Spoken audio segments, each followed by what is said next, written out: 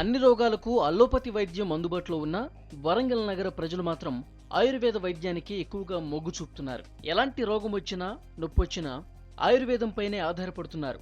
Technology అభివృద్ధి చెందిన నగర ప్రజలు మాత్రం ఇంకా అదే పాతకాల వైద్యాన్ని సంజీవనిగా భావిస్తున్నారు. తెలంగాణ ప్రాంతంలో అతిపెద్ద ప్రభుత్వ ఆయుర్వేద వైద్యశాల ఇది. ఈ ఆసుపత్రిలో 8 విభాగాలు ఉన్నాయి.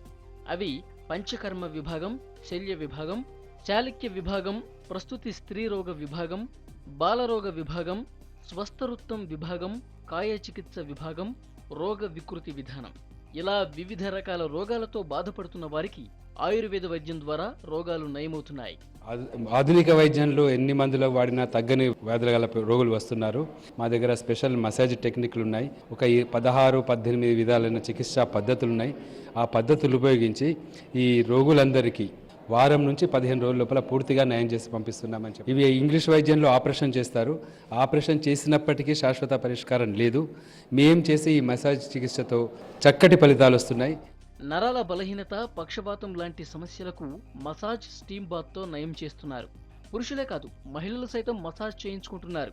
పంచకర్మ విధానం ద్వారా పక్షవాతం వచ్చిన రోగులు కూడా కోలుకుంటున్నారు.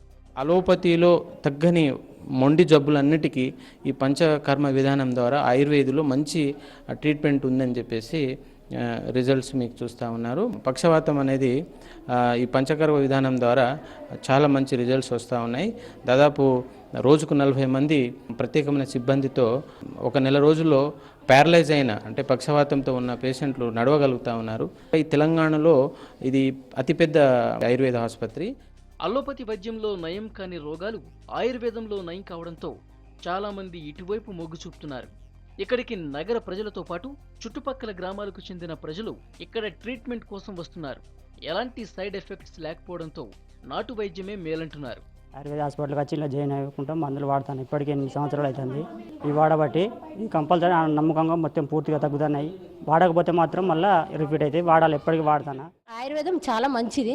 ఎందుకంటే మూలికలతోటి, ఆకులతోటి సంబంధించింది కాబట్టి చాలా వరకు అందరూ ఇది ఉపయోగిస్తే చాలా వరకు మంచిదని నేను అనుకుంటాను. రోజు వందల సంఖ్యలో రోగులు వస్తుంటే సరిపడా సిబ్బంది లేకపోవడంతో ఉన్న ఒక్కరిద్దరి సిబ్బందిపై విపరీతంగా భారం పడుతుందని సిబ్బంది చెప్తున్నారు. ఇక తెలంగాణ రాష్ట్రంలోనైనా ఆయుర్వేద ఆసుపత్రులను అభివృద్ధి చేయాలని కోరుతున్నారు. ఈ హాస్పిటల్ మొత్తం స్టాఫ్ నర్సు ఒక్కదాన్ని మాత్రమే ఉండిపోతున్నా.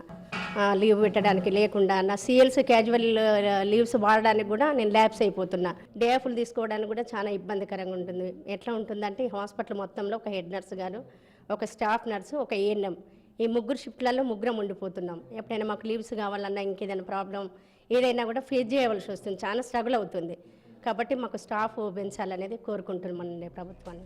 ఏళ్ల తరబడి వేధిస్తున్న సిబ్బంది కొరత, నిధుల కొరత తీరిస్తే ఇక ఆయుర్వేద వైద్యశాల రోగులకు మరిన్ని సేవలందించే అవకాశం ఉంది. మరి ఆయుర్వేద వైద్యంపై కొత్తగా వచ్చిన తెలంగాణ ప్రభుత్వం ఏ విధమైన నిర్ణయం తీసుకుంటుందో చూడాలి మరి.